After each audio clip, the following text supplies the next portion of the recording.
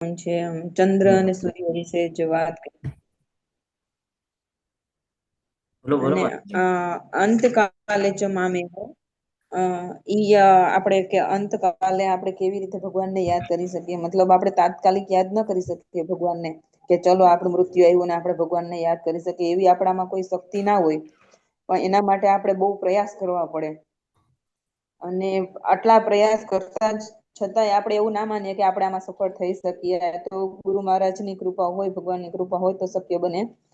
તો આ વસ્તુ થાય. હરે કૃષ્ણ. હરે કૃષ્ણ. આપણે મંગલાચરણની સાથે શરૂઆત કરીએ. ઓમ અજ્ઞાનતિમિરાન્ધસ્ય જ્ઞાનાંજનશલાકયા ચક્ષુરુન્મિલિतं येन તસ્मै શ્રી ગુરુવે નમઃ. श्रीचैतन्य मनोभीष्टं स्थापितं येन भूतले स्वयं रूप कदा मह्यं ददाति स्वपदान्तिकं वन्देऽहं श्रीगुरु श्रीयुतपदकमलं श्रीगुरून् वैष्णवांश्च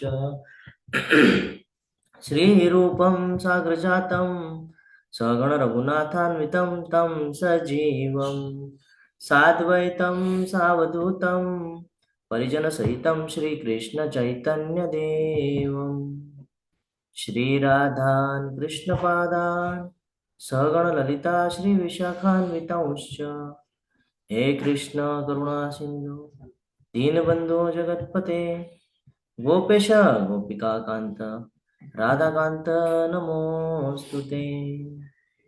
तप्त कांचन गौरांगी श्रीराधे वृंदावनेश्वरी वृषभानुसुते देवी प्रणमामि हरे प्रिये।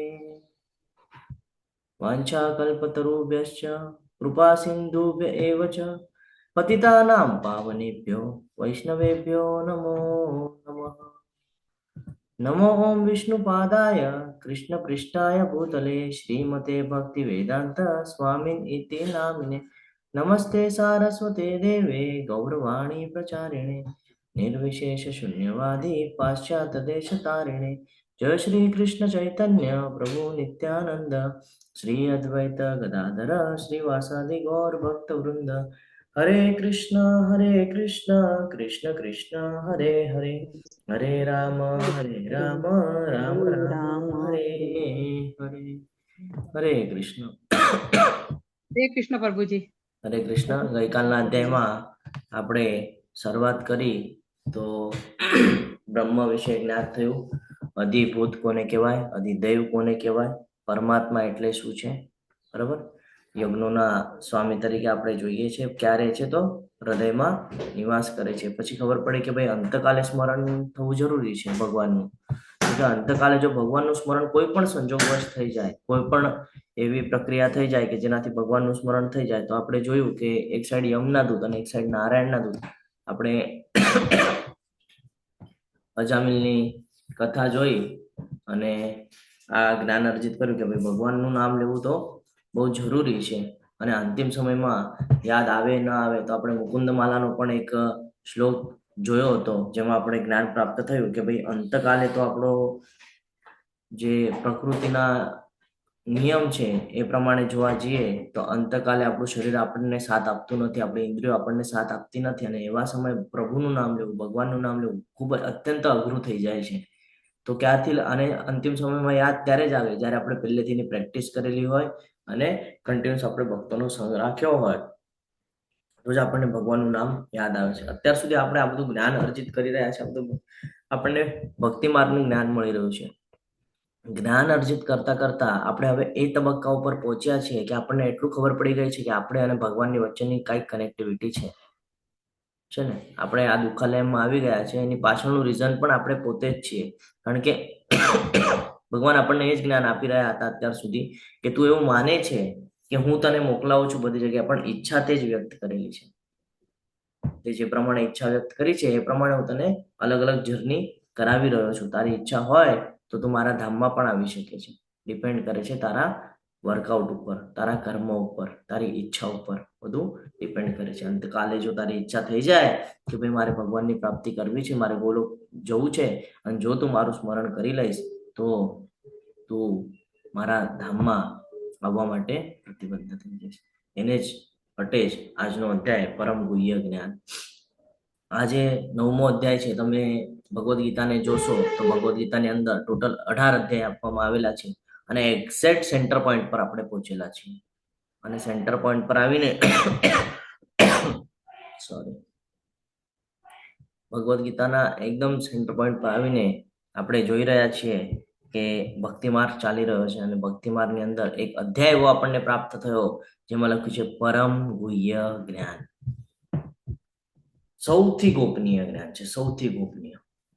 આવું જ્ઞાન આપણને બીજે ક્યાંય જોવા મળશે નહીં. કેટલું પણ ગોતી લ્યો, નહીં મળે. હવે તમને પ્રશ્ન થાય, પ્રભુ એવું કયું જ્ઞાન છે આમાં કે જે અહીંયા જ પ્રાપ્ત થાય ને બીજા એમાં ન પ્રાપ્ત થાય? ખબર છે કયું જ્ઞાન છે? હરે કૃષ્ણ. પરમ ગુહ્ય જ્ઞાન. બોલો માતાજી. હરે કૃષ્ણ. ગુહ્ય જ્ઞાન, પરમ ગુહ્ય. હા, પણ કયું જ્ઞાન છે? એ ગુહ્ય જ્ઞાન છે, પણ એ કયું ગુહ્ય જ્ઞાન છે? કયા ટોપિક પરનું જ્ઞાન છે? એ જ જવાબ છે. ભગવાન સાથે સંબંધ શું છે અને આપણો ભગવાન સાથે સંબંધ છે. ઓકે. ભગવત પ્રાપ્તિ. હા, ભગવત પ્રાપ્તિ. એ જ જોવાનું છે આજે આપણે. હું તમારી સાથે પ્રશ્ન ઉત્તર એટલા માટે કરતો હોઉં છું કે આપણને ખબર પડે કે તમને સમજાય છે કે નહીં. અથવા તો એવું કઈ લાગતું હોય કે હજી આપણને સમજાવવામાં ડિફિકલ્ટી છે તો મારે હજી સરળ ભાષામાં તમને સમજાવી શકાય, તમારી સાથે ચર્ચા કરી શકાય, એટલે હું તમને પ્રશ્ન પૂછું છું. તો આને રાજવિદ્યા કીધું છે. કૃષ્ણનું જે જ્ઞાન છે એનો મહિમા આજે આપણને ખબર પડશે કે ભગવાને આ જ્ઞાન શું કામ આપ્યું, સેન્ટરમાં જ શું કામ છે, 9મા અધ્યાયમાં જ શું કામ છે એ પણ ખબર પડશે. ઐશ્વર્ય જ્ઞાન, કૃષ્ણનો આ વિશ્વ સાથેનો સંબંધ શું છે, વિવિધ પ્રકારના ઉપાસક. આપણે ઘણા બધા ઉપાસકો જોયા છે. કોઈ દેવી દેવતાઓને પૂજે છે, કોઈ પિતૃઓને પૂજે છે. અલગ અલગ પ્રકારે બધા પોતપોતાના ફેવરેટ બનાવી એની ઉપાસના કરતા હોય છે અને અંતે કૃષ્ણ ભક્તિનો મહિમા આપણને આજના અધ્યાયમાં જ્ઞાન થશે. તો અધ્યાયની શરૂઆત કરીએ પહેલા શ્લોકની સાથે. શ્રી ભગવાન વાચ ઇદમ તુ તે ગુહ્યતમં પ્રવક્ષ્યામ્યન્ન સૂયવે જ્ઞાન વિજ્ઞાન સહિતમ યજ્ઞાત્વા મોક્ષશે શુભાત. તમને સ્લાઇડ દેખાય છે? હરે કૃષ્ણ. હા પ્રભુજી. ઓકે.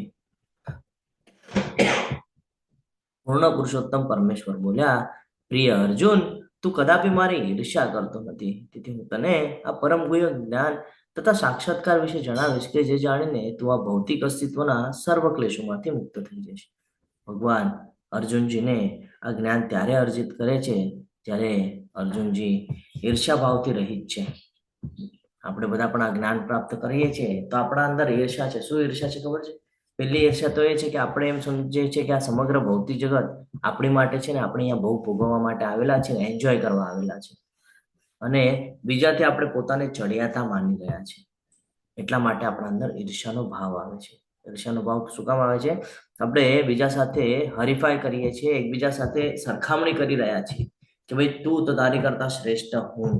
અને જ્યારે શ્રેષ્ઠતાનો વિષય આવે છે ને ત્યારે આપણી અંદર અહંકાર અને ઈર્ષ્યાનો જન્મ થાય છે. અને આ જ ઈર્ષ્યાવશ આપણે અનેક કર્મના બંધનમાં બંધાઈએ છીએ અને ફરી ફરી આ જન્મ મૃત્યુના ચક્કરમાં આવીએ છીએ. એટલે કોઈ દિવસે ઈર્ષ્યા ન કરવી જોઈએ. અહીંયા ભગવાન અર્જુનજીને કહી રહ્યા છે કે તું કોઈ દિવસે મારી ઈર્ષ્યા નથી કરતો. અર્જુનજી જોઈએ તો યુદ્ધના મેદાન ઉપર અત્યારે બંને જણ ઊભા છે, યુદ્ધ કરવાની ના પાડી રહ્યા છે. કુરુક્ષેત્રના યુદ્ધ મેદાનમાં જ્ઞાનની આપલે ચાલી રહી છે. જ્ઞાન આપી રહ્યા છે ભગવાન અર્જુનને. અર્જુનજી એક એક ક્વેશ્ચન કરી રહ્યા છે અને ભગવાન એક એક જ્ઞાન આપી રહ્યા છે. જો ઈર્ષાનો ભાવ હોત તો અર્જુનજી ક્વેશ્ચન કરત કે? હરે કૃષ્ણ.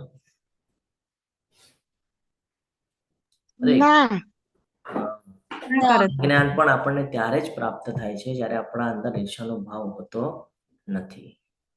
તો ભગવાન આ પરમ ગુહ્ય જ્ઞાન વિશે કહે છે કે હું તને એવું જ્ઞાન આપીશ ને કે એ જાણ્યા પછી તારે ચિંતા કરવાની જરૂર નથી. આજે ભૌતિક જગત છે ને જેમાં તું ફસાયેલો છે તો કે એના દરેક અસ્તિત્વના સર્વ ક્લેશોમાંથી મુક્ત થશે. આ સમગ્ર જગતની અંદર જે કાંઈ પણ તને તકલીફ થાય છે, દુઃખ થાય છે, આ દુઃખથી તું હંમેશા માટે મુક્ત થઈ જઈશ જો આ જ્ઞાન તું સમજી જઈશ અને જીવનમાં ઉતારી દઈશ તો. ભગવદ્ ગીતામાં 3 ગુપ્ત સત્ય છે. કયા છે ખબર છે કોઈ?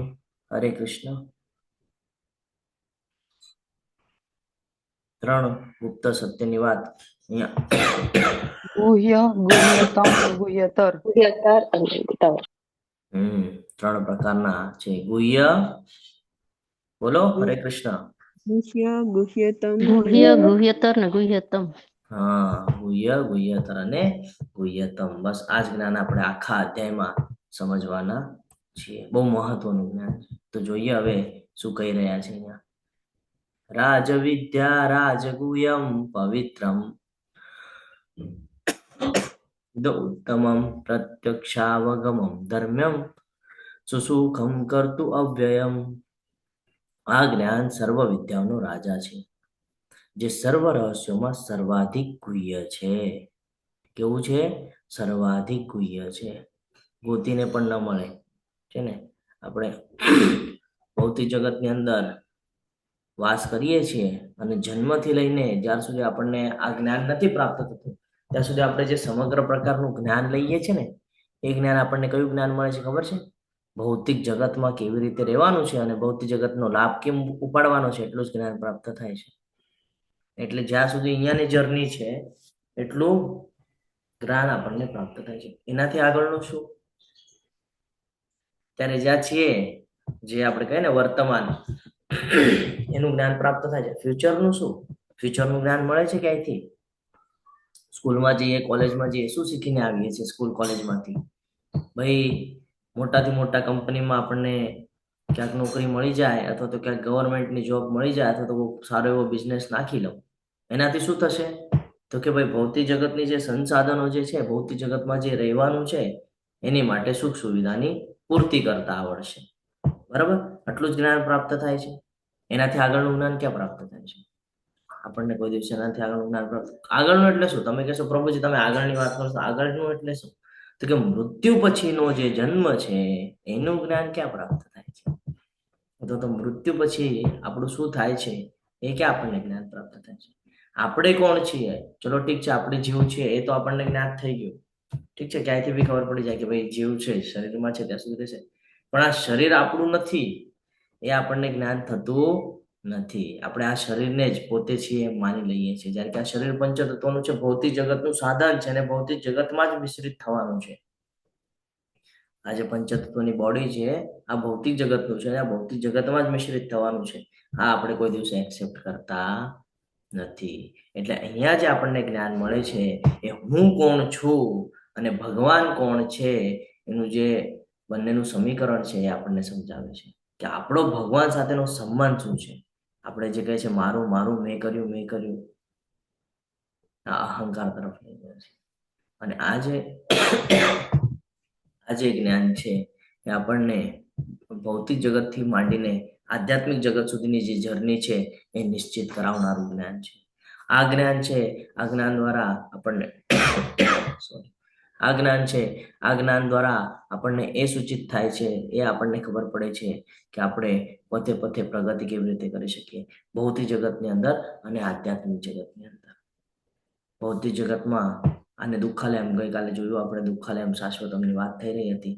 તો આ જે દુઃખાલયમ છે આની અંદર દુઃખ છે, ઘણું બધું દુઃખ છે અને દુઃખ કોઈને જોઈતું નથી. તો શાંતિની અનુભૂતિ કરવાની અથવા તો આ દુઃખથી મુક્તિ મેળવવી એની માટેનું જ્ઞાન છે. એટલે આને વધારે ગુહ્યતમ કીધું છે કે આ જ્ઞાન તમે બીજે ક્યાંય જશો ને તો તમને સાંભળવા નહીં મળે, તમને જાણવા નહીં મળે. પરંતુ જ્યારે તમે ભગવદ્ ગીતા ખોલશો તો ભગવદ્ ગીતાના ચેપ્ટર 1 થી લઈને 18 સુધીના જે ચેપ્ટર છે બહુ મહત્વના ચેપ્ટર છે. આપણે પહેલા દિવસે ચર્ચા કરી હતી કે ભગવદ્ ગીતાના પહેલા 3 અધ્યાય છે. કયા હતા પહેલા 3 અધ્યાય? શેના પર બેઝ હતા? 3 તબક્કામાં આપણે વેચીએ તો શું ખબર છે તમને એના વિશે? મૂંઝવણ હતી. કર્મયોગ ઉપર હતા ત્રણેય હતા. અર્જુનની મૂંઝવણ હતી. હરી બોલ, ખૂબ સરસ. તો કર્મયોગ બહુ મહત્વનું છે ને. આપણે જીવનમાં કર્મ તો બધા જ કરીએ છીએ, પણ કેવું કર્મ કરવું જોઈએ અથવા તો કેવા કર્મથી આપણે બંધનમાંથી બચી શકીએ આ જ્ઞાન ક્યાં પ્રાપ્ત થયું? તો કે ભગવદ્ ગીતા દ્વારા. પછી તો કે ભક્તિ યોગ આવે છે. ભક્તિ યોગ શું કામ જરૂરી છે? તો કે ખબર પડી કે ભાઈ શાંતિનો ફોર્મ્યુલા જ છે કે ભગવાનની ભક્તિ કરવી. ભગવાન સર્વોપરી છે, અને ભગવાન દ્વારા જ સમગ્ર સૃષ્ટિનું નિર્માણ થયું છે. તો ભક્તિ માર્ગ એક છે જે આપણને સીધું ગોલોક સુધી લઈ જઈ શકે છે, કારણ કે કળિયુગનો યુગ ધર્મ છે ભગવાનનું પવિત્ર નામનો જપ કરવો. તો કે આ જ્ઞાન ક્યાંથી પ્રાપ્ત થાય છે? તો કે આ પણ ભગવદ્ ગીતાના 10મા અધ્યાયમાં આપણને જ્ઞાન પ્રાપ્ત થઈ ગયું. કારણ કે ભગવાને ત્યાં પણ કહી દીધું, યજ્ઞ નામ જપ યજ્ઞોસ્મિ, તમે જે નામ જપ કરશો એ પણ તમે મારું જ નામ લ્યો છો. અને એના પછીના 6 અધ્યાય છે, એટલે 13 થી 18 અધ્યાય જે છે એ આપણને જ્ઞાનની અનુભૂતિ કરાવે છે કે આ જે જ્ઞાન છે એ જ્ઞાન પ્રાપ્ત કરીને આપણે ભગવાન સાથે કેવી રીતે કનેક્ટ થઈએ એનું આપણને જ્ઞાન પ્રાપ્ત કરાવે છે. સર્વ વિદ્યાઓમાં એક એવું રાજા છે કે બાકીનું જેટલું પણ આપણે જ્ઞાન પ્રાપ્ત કરીએ છીએ ને એ બધું ભૌતિક જ્ઞાન છે, જેમાં આપણે એમ કહી શકીએ કે અર્થશાસ્ત્રનું હોય કે તત્વજ્ઞાન હોય કે વિજ્ઞાન હોય છે ને, આપણે એનું જ્ઞાન અત્યારના જગતમાંથી લઈએ છીએ. પણ આત્મા અને ભગવાનના સાચા જ્ઞાનની જે વિદ્યા છે એ વિદ્યા આપણને અહીંયાથી પ્રાપ્ત થાય છે. કારણ કે બાકીની બધી જે વિદ્યાઓ છે એ બધી ક્યાં સુધી મર્યાદિત છે? તો કે આ ભૌતિક જગત સુધી મર્યાદિત છે. ભૌતિક જગતની પરે જશું તો કે કઈ કામ નથી આવવાનું, તો કે એનાથી આગળનું શું? એટલા માટે આ જ્ઞાન બહુ મહત્વનું છે. અહીંયા શબ્દ ખૂબ સરસ રીતે કીધા છે કે પવિત્રમ, સૌથી પવિત્ર છે. શું કામ પવિત્ર છે? કારણ કે બધાથી શુદ્ધ કરે છે આપણને. જો મનથી શુદ્ધ કરે છે, શરીરથી શુદ્ધ કરે છે ને, કાયિક, વાચિક, માનસિક આપણા જે રોજના પાપ થાય છે, પાપથી આપણને મુક્ત કરાવે છે. એટલે સૌથી પવિત્ર કીધું છે અહીંયા કે આ પવિત્રોમાંથી પવિત્ર એવું જ્ઞાન છે. પાપનો આપણા અંદર જે ભાવ આવે છે, ઈર્ષ્યાનો ભાવ આવે છે, જે દ્વેષનો ભાવ આવે છે, જે કામ વાસનાનો ભાવ આવે છે, એનાથી આપણને સદા સદા માટે મુક્ત કરે છે. અને આપણું જે મન છે, બુદ્ધિ છે, આપણી જે ઇન્દ્રિયો છે, આના ઉપર કંટ્રોલ લાવે છે. અને શુદ્ધ કરવાનું કામ અહીંયાથી કરવામાં આવે છે. જ્યારે આપણે આ જ્ઞાન અર્જિત કરીએ ત્યારે થાય છે. ધીરે ધીરે શું થાય છે? તો કે ભાઈ મનુષ્ય છે એ સત્વગુણ તરફ આગળ આવે છે. અત્યારે આપણે જોઈએ તો આપણે બધા રજોગુણમાં હોઈએ છીએ જ્યાં સુધી આ જ્ઞાન પ્રાપ્ત નથી ત્યાં સુધી. કારણ કે આપણે ભૌતિક જ્ઞાન લઈએ છીએ ને સ્કૂલ કોલેજમાંથી, તો આપણે બધા રજોગુણમાં છીએ. અને રજોગુણમાંથી સત્વગુણ તરફ વધવું હોય તો એની માટે આ જ્ઞાન બહુ મહત્વનું છે. બીજી વાત એટલે કે ઘણા બધા લોકો એમ કહે છે કે સિદ્ધાંત છે. સિદ્ધાંત નથી. આ જે જ્ઞાન છે ને, આ એવું જ્ઞાન છે કે બાકીના જ્ઞાન માટે તમારે ખૂબ મહેનત કરવી પડે છે. તમે સ્કૂલ કોલેજમાં જાઓ છો, તમને ખબર છે ખૂબ સતત સંઘર્ષ કરવો પડે છે ને. પણ આ જ્ઞાન એવું છે કે જો તમને ભગવત પ્રાપ્તિ કરવી હોય તો સીધો માર્ગ બતાડી દીધો છે. એકદમ સીધો માર્ગ. કયો માર્ગ છે? કયા માર્ગ પર આપણે આવીએ તો ભગવાનની પ્રાપ્તિ થાય છે? હરે કૃષ્ણ. કૃષ્ણ મહામંત્રના જપ પ્રભુજી. હા, ભગવાનના પવિત્ર નામનો જપ કરવાથી જ આપણા મનની શુદ્ધિ થઈ જાય છે અને આપણે ભગવાન સાથે કનેક્ટ થઈ જઈએ છીએ છે ને. જ્યારે આપણે હરે કૃષ્ણ મહામંત્રનો જપ કરીએ છીએ, ભગવાનના પ્રસન્નતા માટે કર્મ કરીએ છીએ ને, ત્યારે આપણા જીવનમાં સ્થિરતા આવે છે. જ્યારે જીવનમાં સ્થિરતા આવે છે ને, ત્યારે આપણને શાંતિની અનુભૂતિ થાય છે કે ભાઈ હવે કાંઈ ચિંતા કરવાની જરૂર નથી, હું ભગવાનના સાનિધ્યમાં છું. હવે ભલે જે પણ થવું હોય ભગવાનના ઈચ્છા પ્રમાણે, હું તો ભગવાનની સેવામાં પરોવાયેલો છું, એટલે એને ચિંતા કરવાની જરૂરત હોતી નથી. અને જ્યારે શાંતિ અને સ્થિરતા જીવનમાં આવે છે તો એ જીવ હંમેશા આનંદનો અનુભવ કરતો હોય છે. એ આપણે બધા નજરે જોઈ શકીએ છીએ. આગળ હજી એક શબ્દ વપરાયો છે, સુસુખમ. સુસુખમ એટલે શું? કોણ કહેશે? હરે કૃષ્ણ. આચરવામાં જે એકદમ સુખદ હોય, સરળ હોય, એની વાત કરી રહ્યા છે. કે ગીતા, ઘણા બધાને એવું લાગે કે ભાઈ ઇસ્કોનમાં કનેક્ટ થયા પછી આ લોકો આપણને સંન્યાસ ઉપર લઈ જાય છે. પણ જ્યારે ભગવદ્ ગીતાનું અધ્યયન કરે ને, આ જ્યારે 9મો અધ્યાય ભણીએ ને, ત્યારે આપણને આ જ્ઞાત થાય. એમ તો 6થા અધ્યાયમાં જ ભગવાને આપણને ક્લિયર કટ કહી દીધું કે ભાઈ અષ્ટાંગ યોગ છે એટલો બધો હાર્ડ છે અને ભૌતિક જગતની અંદર તમે કળિયુગમાં જો તમારી માટે પોસિબલ નથી. તો ગીતા, ભગવદ્ ગીતા જ્યારે આપણે શીખીએ છીએ તો ખબર પડે છે કે કોઈ જંગલમાં જઈને તપશ્ચર્યા કરવા અથવા તો સંન્યાસ લેવાની વાત નથી કરી રહ્યા. તો શેની વાત કરે છે? જ્યાં છો ત્યાંથી જે કરી રહ્યા છો એ કરતાની સાથે ભગવાન કહે છે ને, તારે તારું નિયત કર્તવ્ય કર્મ નથી ભૂલવાનું. એટલે ભગવાન અહીંયા આપણને ફરી ફરી યાદ અપાવે છે કે તું જ્યાં છે ને ત્યાં ને ત્યાં જ રહે, પરંતુ તારા કર્મમાં થોડો ચેન્જીસ લાવ. પરિવર્તન કરવાની વાત કરી રહ્યા હતા છે ને, કે આ સમગ્ર જગત કેવું છે, પરિવર્તનશીલ છે. તારે પણ તારા જીવનમાં થોડું થોડું પરિવર્તન કરતા રહેવું પડશે. જ્યારે તું પરિવર્તન કરીશ તો તું સરળતાથી આ જીવનમાં જીવન વ્યતીત કરી શકીશ. ઘર, સમાજ કે કર્મ કરીએ આપણે, જે પણ ઘર સંભાળતા હોય, સમાજને સંભાળીને ચાલતા હોય, આપણા ફ્રેન્ડ સર્કલને સંભાળીને ચાલતા હોય, તો આવા સમયે પણ આપણે આ ભક્તિ કરી શકીએ છીએ. બાકીના બધા જે જ્ઞાન છે આપણને લિમિટેશન છે. જો તમે વધારે પૈસા કમાઈ લો તો અમુક લોકો હોય તમારા નજીક આવે, અમુક લોકો તમારાથી બળે છે ને, અમુક લોકો તમારાથી દૂર થઈ જાય. આવી બધી સિચ્યુએશન આપણને જોવા મળે છે. પણ જ્યારે ભગવદ્ ગીતા આપણે જ્ઞાન પ્રાપ્ત કરીએ તો આપણને ખબર છે કે આ કેવું જ્ઞાન છે, ભગવાન સાથે કનેક્ટ કરવા વાળું જ્ઞાન છે. તો આ જે જ્ઞાન છે આ કોઈ પણ કરી શકે છે. એની માટે કોઈ ધર્મની, જાતિની વ્યવસ્થાઓની જરૂરત નથી. કયા પણ સમયે કરી શકે છે. ભક્તિ એવી છે, કોઈ પણ કરી શકે ને કયા પણ સમયે કરી શકે છે. એટલે આ જે સરળતાથી આપણે કરી શકીએ છીએ આને રાજવિદ્યા કીધું છે, કે વિદ્યાઓનો રાજા છે. આ એવું છે કે તમે કોઈને પણ આપો, તમે 5 વર્ષના બાળકને પણ આપી શકો છો અને તમે 80 વર્ષના વૃદ્ધ વ્યક્તિને પણ આપી શકો છો. બધા માટે લાગુ થાય છે, સ્ટાર્ટ ટુ એન્ડ. બાકીના જે ભૌતિક જ્ઞાન છે સ્કૂલ કોલેજમાં મળે છે, એક લિમિટેશન સુધી મર્યાદિત છે. તમે એને 12મી 15મી અથવા તો પીએચડી કરો ત્યાં સુધી એને તમે તમારા મગજમાં રાખો છો, અને પછી તમે જ્યારે કર્મમાં પૂર્ણપણે પરોવાવ છો, તમારા નિયત કર્તવ્ય કર્મમાં જાઓ છો, તમે ભૌતિક જગત સાથે સંકળાઈ જાઓ છો અને કોઈ દિવસે તમે પોતાનો ઉદ્ધાર કરી શકતા નથી. એટલા માટે આ જ્ઞાન એટલું બધું મહત્વનું છે.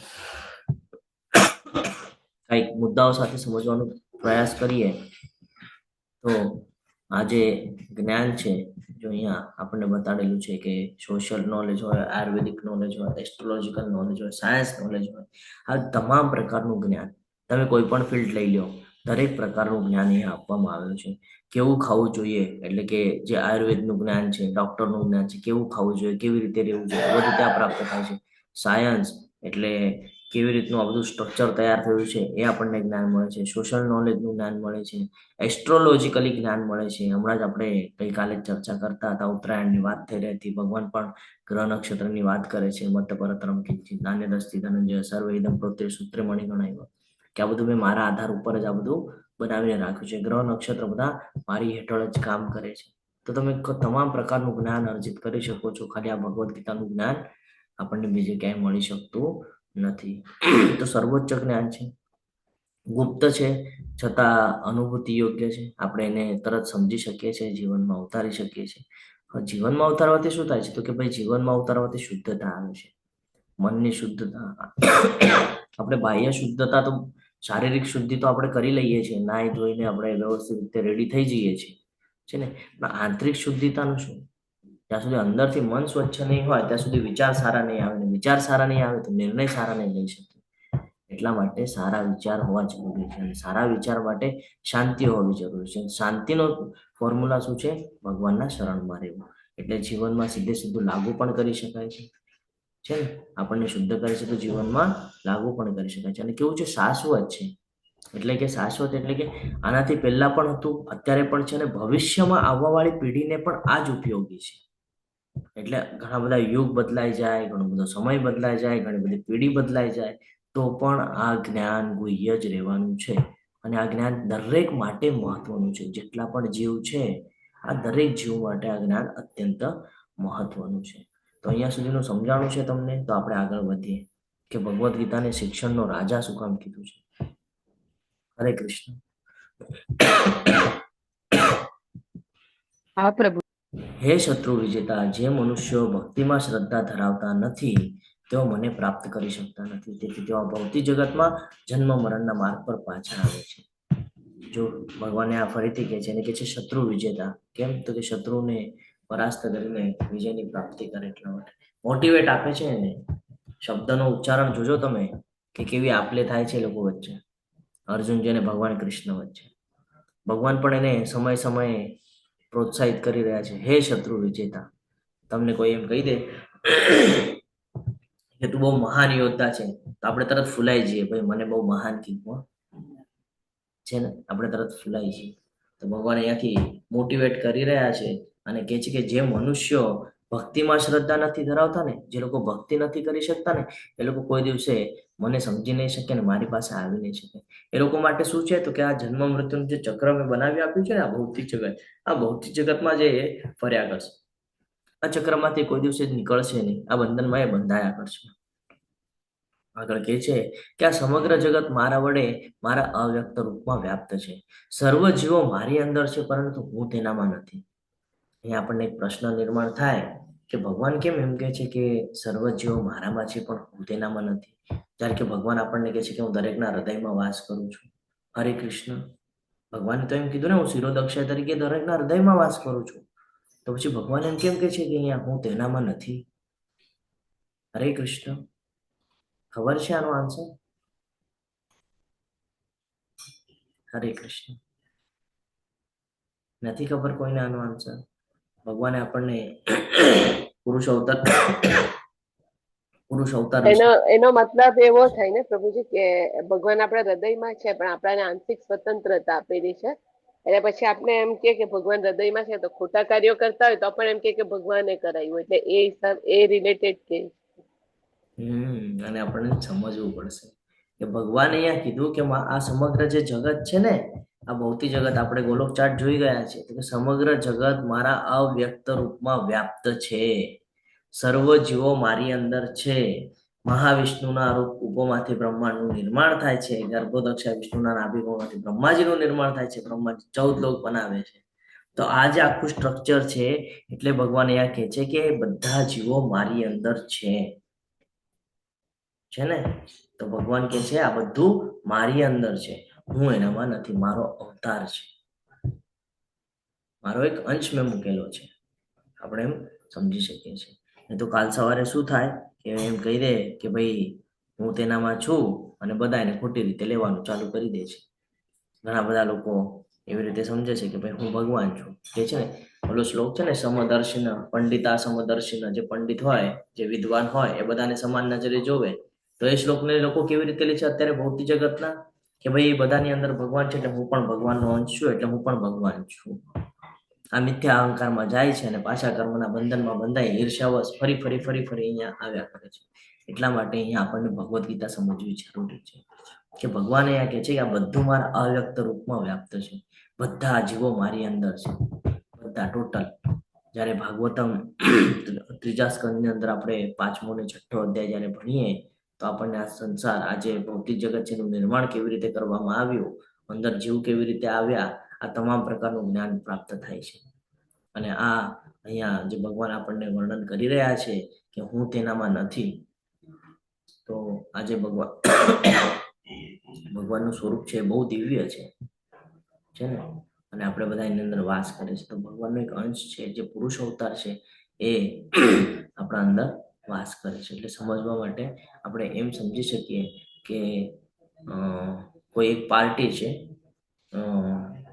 અને એ પાર્ટી સમગ્ર દેશની અંદર ફેલાયેલી છે, બરાબર. કોઈ એક પાર્ટી છે, કોઈ એક પક્ષ છે એવો, અને એ સમગ્ર દેશની અંદર વિસ્તરેલો છે. તો તમે શું કહેશો કે ભાઈ આ પાર્ટી સમગ્ર દેશની અંદર વિસ્તરેલો છે, પણ એ પાર્ટીના જે મુખ્ય હોય એ શું કરે? એ તો જ્યાં બેઠા હોય ત્યાંથી જ પાર્ટીને હેન્ડલ કરે. તો કંઈક એવી રીતનું છે. ભગવાન કહે છે આ બધું મારા દ્વારા જ છે, બધું મારી અંદર છે, પણ હું એની અંદર નથી, મારા દ્વારા છે. સમગ્ર પાર્ટી જે આખા દેશની અંદર કાર્ય કરી રહી છે ને, આ મારી વિભિન્ન શક્તિઓ છે, અને એ દ્વારા આ બધું થઈ રહ્યું છે. તો હું તો જ્યાં છું ત્યાં બેસીને જ કરી રહ્યો છું બધું, મારે કઈ ચિંતા કરવાની જરૂરત નથી. સમજાઈ રહ્યું છે? હરે કૃષ્ણ. આ સમજાશે તો આગળનું સમજાશે. હરે કૃષ્ણ. ભગવાને જે શક્તિની વાત કરી હતી, પરાશક્તિ, અપરાશક્તિ, યાદ આવે છે કઈ? હરે કૃષ્ણ. મારો અવાજ આવે છે તમને?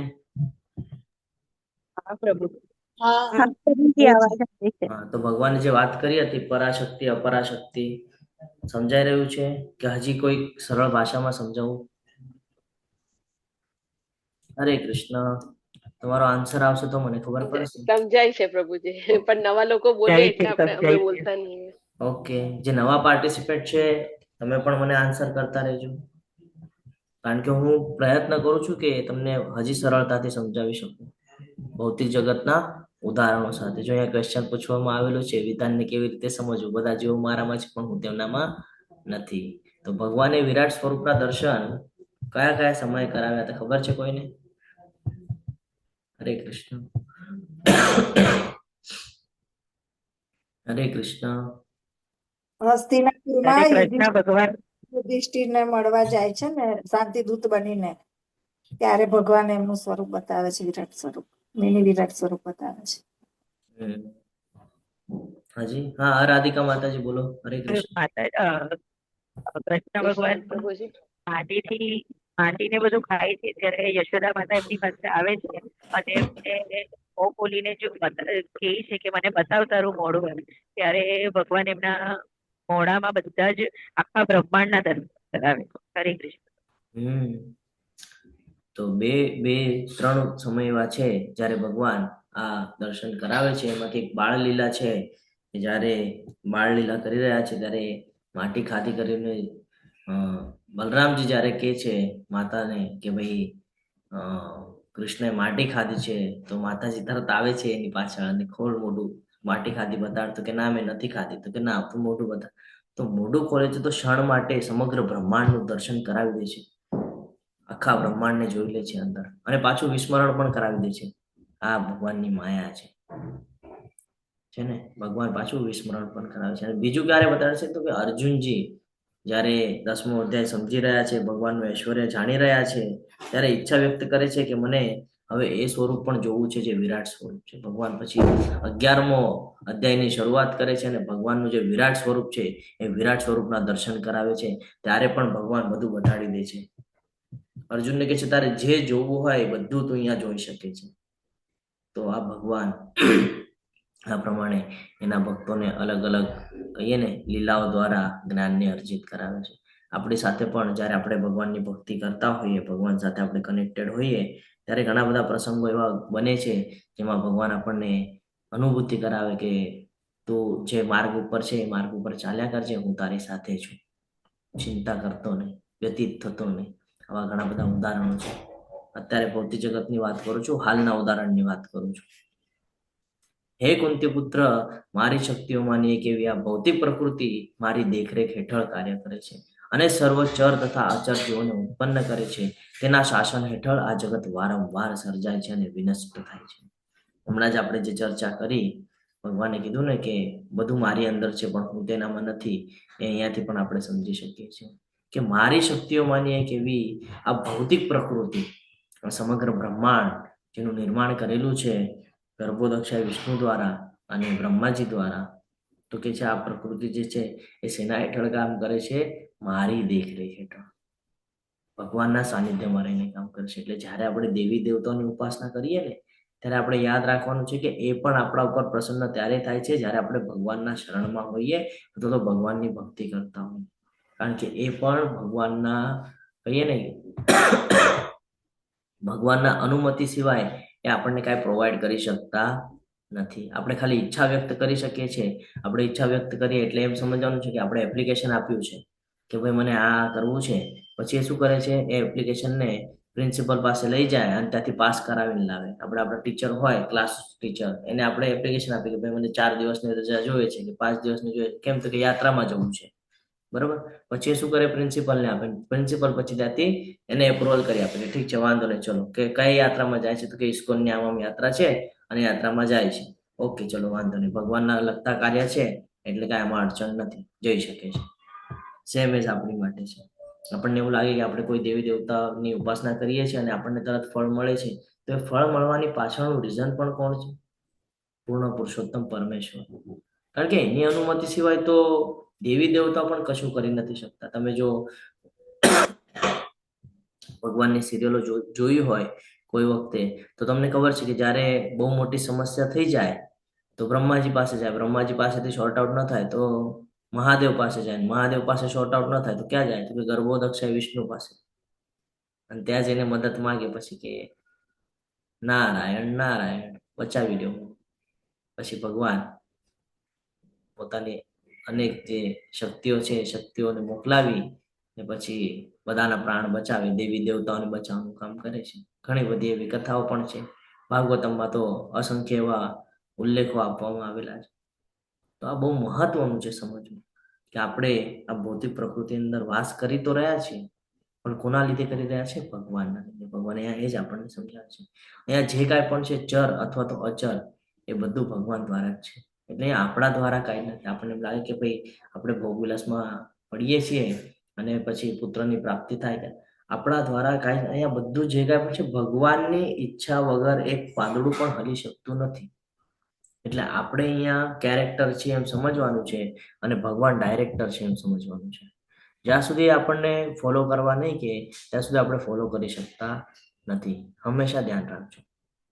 આપણને એવું લાગે કે ભાઈ હું બહુ જીવનમાં સફળ થઈ જઈશ અને હું બહુ આગળ વધી જઈશ, બહુ મોટો થઈ જઈશ, જ્યાં સુધી એની કૃપા નહીં થાય ત્યાં સુધી આપણે કેટલા પણ પ્રયત્ન કરી લેશું તો આપણે કાંઈ આગળ વધી શકવાના નથી. તો ભગવાન આપણને એ અહીંયા સમજાવે છે કે તને મોકલાવ્યો છે જેની માટે ને તું એ કરવાનું છોડીને તું કોઈ ભલતી લાઈન ઉપર લાગી ગયો છે. તો એ જ હું તને સમજાવું છું. ભગવાન કહે છે ને આ આપણા પતિત જીવો માટેનું જ્ઞાન છે કે આપણે બધા અહીંયા ભૌતિક જગતના સંસાધનોમાં એટલા બધા ફસાયેલા છીએ કે આપણે આપણું કર્તવ્ય ભૂલી રહ્યા છીએ, ભગવાનનું સ્મરણ કરવાનું ભૂલી રહ્યા છીએ. અને ભગવાન એ કહે છે કે એના શાસન હેઠળ જ આ જગત વારંવાર સર્જાય છે અને વિનષ્ટ થાય છે. ભગવાન શ્વાસ લે એટલે બધું નષ્ટ થઈ જાય અને ભગવાન શ્વાસ છોડે એટલે તરત જ નવું નવું બ્રહ્માંડનું નિર્માણ થાય છે.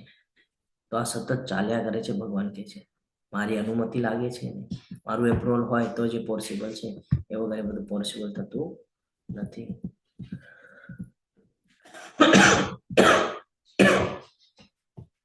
કૃષ્ણ માનવ સ્વરૂપમાં આવે છે ત્યારે માયાના પ્રભાવ હેઠળ હોય છે. શું લાગે છે તમને? ભગવાન જ્યારે બધી લીલાઓ કરે છે તો શું એ માયાના પ્રભાવ હેઠળ કરે છે? હરે કૃષ્ણ. ના. પ્રભુજી ના. નથી આવતું. હા, ભગવાન તો માયાના નિયંત્રક છે. માયાને નિયંત્રણ કરે છે ભગવાન.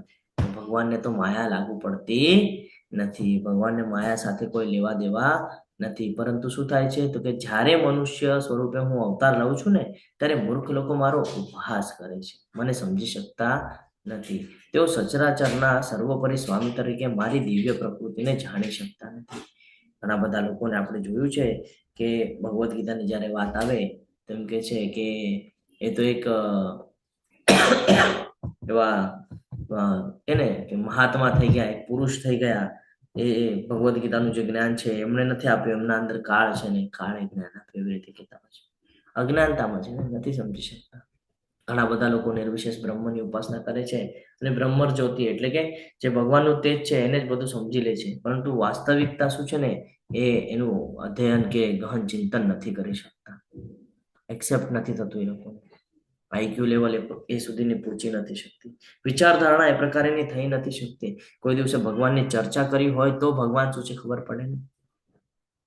પોતાના લાભ માટે જો ચર્ચા કરી હોય અથવા પોતાના લાભ માટે જો ભગવાનને સેન્ટરમાં મૂકવામાં આવેલા હોય તો એ કોઈ દિવસે ભગવાનને જાણી નથી શકતા. હા, ભગવાનને સેન્ટરમાં મૂકીને તમે ભગવાન સાથે કનેક્ટ થવાનો પ્રયત્ન કરશો તો તમે કોણ છો ને ભગવાન કોણ છે ને આ તમને ચોક્કસ જ્ઞાન પ્રાપ્ત થઈ જશે કે તમારો ભગવાન સાથેનો સંબંધ કેવો છે અને તમારે કેવી રીતે એને જાળવવો જોઈએ એનું જ્ઞાન પ્રાપ્ત થઈ જશે. પરંતુ ક્યારે કે ઉદ્દેશ શું છે એની પાછળ.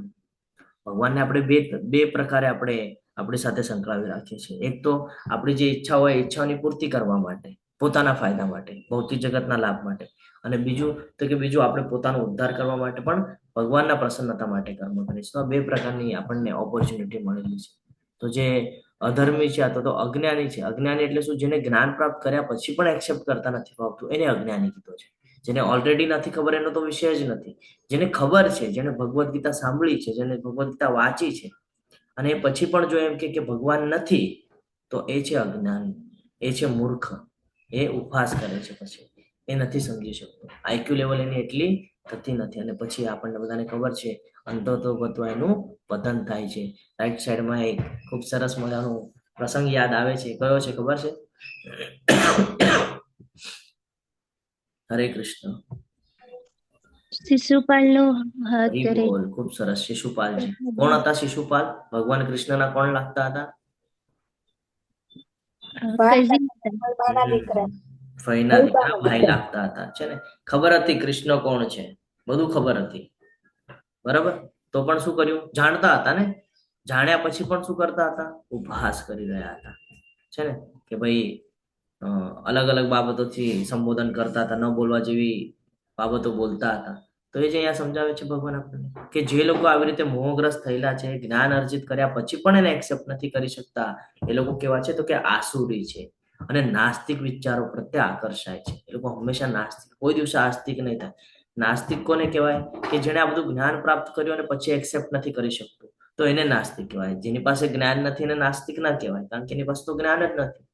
જ્ઞાન છે પણ એને એક્સેપ્ટ નથી કરી શકતા, તો એને કહેવાય છે નાસ્તિક. અને નાસ્તિક લોકો હંમેશા મોહમાં હોય છે. એ લોકો કોઈ દિવસે સમજી નથી શકતા કે ભાઈ મૃત્યુ પછીનું શું. તો કે ભાઈ મૃત્યુ પછી કાંઈ નહીં, પાછું જન્મ લેવાનો જ છે ને, કે છે. આ વિચારધારા હોય છે એ લોકો, કે વાંધો નહીં, કે અત્યારે એન્જોય કરી લો ને પછી આવતા જન્મમાં જોશું. પણ જે ભગવદ્ ગીતાનું જ્ઞાન અર્જિત કરે છે ને, એના વિચારો એવા હોય કે જન્મ ભલે લાખો મળે પણ કૃષ્ણ ભક્તિ ન છૂટે. કારણ એને ખબર છે કે કૃષ્ણ ભક્તિ જો છૂટી તો પતન થશે. કૃષ્ણ ભક્તિ છૂટી તો પતન થશે. પણ જો કૃષ્ણ ભક્તિ મળતી રહી તો કે પથે પથે પ્રગતિ જ છે, ઉન્નતિ જ છે. તો કેવી રીતે? તો કે ભાઈ કાંઈ વાંધો નથી, આજ વખતે પૃથ્વી ઉપર મળ્યું છે ને, આવતા વખતે ઉપરના લોકમાં મળશે. ઉપરના લોકનું આપણે જોઈ આવશું બધું સ્ટ્રક્ચર કેવું છે, ત્યાં પણ ભક્તિ હોવી જોઈએ. તો કે એ ભક્તિથી શું થશે? તો કે ત્યાં ભક્તિ કરશું તો હજી ઉપરનું લોક જશું આપણે. સ્ટેપ બાય સ્ટેપ પણ જવા મળશે, ઈચ્છા હશે તો. પણ ડિપેન્ડ કરે છે કે તમારી ભક્તિ કેવી છે. તો ભગવાન એ જ અહીંયા સમજાવે છે કે જે ભક્તિ નથી કરતા, જે મને નથી સમજી શકતા, એ હંમેશા મોહમાં રહે છે અને આ જન્મ મૃત્યુના એમાં આવ્યા કરે છે. અને તેમની મુક્તિ માટેની જે આશા છે, એને એમ લાગે છે કે ભાઈ મને મુક્તિ મળી જશે, હું તો બ્રહ્મમાં લીન થઈ જઈશ. તો આ તેના સકામ કર્મો અને તેમનું જ્ઞાન સંવર્ધન એ બધું જ વ્યર્થ થઈ જાય છે અને કોઈ જ પ્રકારનો લાભ થતો નથી. કારણ કે એની જે પ્રવૃત્તિ છે, એ પ્રવૃત્તિ જ તેના કર્મના બંધનમાં એને બાંધે છે. હવે આ થઈ અસુરી લોકોની વાત, જે કહીએ ને કે ભગવાનને સમજી નથી શકતા, અથવા તો જ્ઞાન અર્જિત કર્યા પછી પણ એ જ્ઞાનને જીવનમાં ઉતારી નથી શકતા. આ થઈ એની વાત. હવે વાત આવે છે ભક્તની. હે પાર, મોહગ્રસ્ત નહીં થયેલા મહાત્મા પુરુષો દૈવી પ્રકૃતિના રક્ષણ હેઠળ હોય છે. ભગવાન અહીંયા શું કહી રહ્યા છે? કે એ લોકો શેના હેઠળ હોય છે? જે દૈવી પુરુષો હોય, જે દેવી પ્રકૃતિ હોય એના રક્ષણ હેઠળ હોય છે. હંમેશા ધ્યાનમાં રાખવાનું છે કે જો આપણે ભગવાનની સતત ભક્તિ કરશું ને, તો આપણા પાછળ કોઈને કોઈ દેવી શક્તિનો હાથ હોય છે. ધ્યાનમાં રાખવું છે. કારણ કે આપણું રક્ષણ કરે છે. શું કામ રક્ષણ કરે છે? તો આપણે કોના સાનિધ્યમાં છીએ? એ જેની ભક્તિ કરે છે, આપણે પણ એની જ ભક્તિ કરીએ છીએ. એટલે આમ જોવા જાય તો આપણે એમ સમજવાનું છે કે આપણે યોગ્ય માર્ગ ઉપર છે. ન માગ્યા પછી પણ આપણા ઉપર કોકને કોકનો હાથ છે. આપણને કોકને કોકના સપોર્ટની જરૂર પડે, તો જ્યારે આપણે ભગવાન કૃષ્ણના સાનિધ્યમાં રહીએ છીએ, ત્યારે આપણા ઉપર કોઈને કોઈ દૈવી પ્રકૃતિના રક્ષણ હોય છે. તેઓ સંપૂર્ણપણે ભક્તિમય સેવામાં નિમગ્ન રહે છે, કારણ કે તેઓ મને જ આદિ તથા અવિનાશી પૂર્ણ પુરુષોત્તમ પરમેશ્વર તરીકે જાણે છે. રાઈટ સાઈડમાં એક પ્રસંગ છે, કોઈને ખબર છે કયો પ્રસંગ છે? હરે કૃષ્ણ. સુદામાનો પ્રભુજી? ના. સુદામાનો? આ ખીર વાળો પ્રસંગ છે ને પ્રભુજી, નામ નથી યાદ. હરી બોલ. ખીરવાળો પ્રસંગ. ખીરચોરા ગોપીનાથ. માધવાચાર નાથ દ્વારા ખીરચોરા ગોપીનાથ ઓરિસ્સાનો પ્રસંગ છે. અને આ પ્રસંગ એવો છે કે શુદ્ધ ભક્ત, તમારે નામ ચેટ બોક્સમાં લખવાનું છે, હું નામ નહીં લઉં. શુદ્ધ ભક્ત છે અને શુદ્ધ ભક્તની વિચારધારણા કેવી હોય ને આપણને અહીંયાથી જાણવા મળશે. વૃક્ષ નીચે બેસેલા છે, માળા કરી રહ્યા છે, કન્ટિન્યુઅસ માળા કરે છે. એક બાળક ત્યાંથી પસાર થાય છે. આજે પસાર થયો, 2 દિવસે પસાર થયો, 3 દિવસે પસાર. એ જોવે છે કે ત્યાં બેસેલા છે અને કંઈક સ્મરણ કરી રહ્યા છે, ભગવાનનું કંઈક નામ લઈ રહ્યા હોય એવું દેખાય છે. પછી બાળક ત્યાં જાય છે અને પ્રસાદી તરીકે ત્યાં એમને પ્રસાદી આપે છે. દૂધનું પાત્ર હોય છે, દૂધનું પાત્ર આપે છે અને કહે છે કે હું જોઉં છું 2-3 દિવસથી તમે અહીંયા જ બેસો છો, બેસીને કરો છો શું? તો કે હું પ્રભુનું નામ લઉં છું. તો કે હાલે, હું તમારી માટે, તમે ભૂખ્યા હશો, તરસ્યા હશો ને, તો તમારી માટે દૂધ લાવ્યો છું, દૂધ લઈ લ્યો ને. તો એ દૂધ લે છે અને પેલા ભગવાનનું સ્મરણ કરશે, પેલા ભગવાનને અર્પણ કરે છે. ભક્તની ક્વોલિટી પેલા ભગવાનને અર્પણ કરે છે અને પછી પ્રસાદ તરીકે પોતે ગ્રહણ કરે છે. રાતના સૂઈ જાય છે, શયન કરે છે. રાતના સૂવે છે ત્યારે એમને સ્વપ્નમાં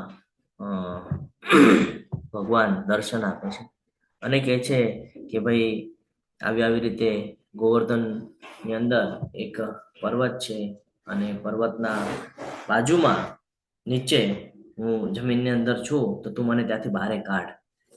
સવારે ઉઠે છે, બધાને ગામના લોકોને બધાને ભેગા કરે છે અને ખાડો ખોદવા લગાડે છે. તો સરસ મજાની ત્યાંથી સુંદર એવી મૂર્તિ આવે છે અને મૂર્તિને પછી ક્યાં સ્થાપે છે? ગોવર્ધનના પર્વત પર સ્થાપે છે. હવે જ્યારે ત્યાં સ્થાપે છે તો ઘણી બધી ધૂમધામથી સ્થાપના થાય છે. ખૂબ હર્ષોલ્લાસ છે. હર્ષોલ્લાસની સાથે આખો દિવસ પૂરો થાય છે. રાતના પાછા સૂઈ જાય છે.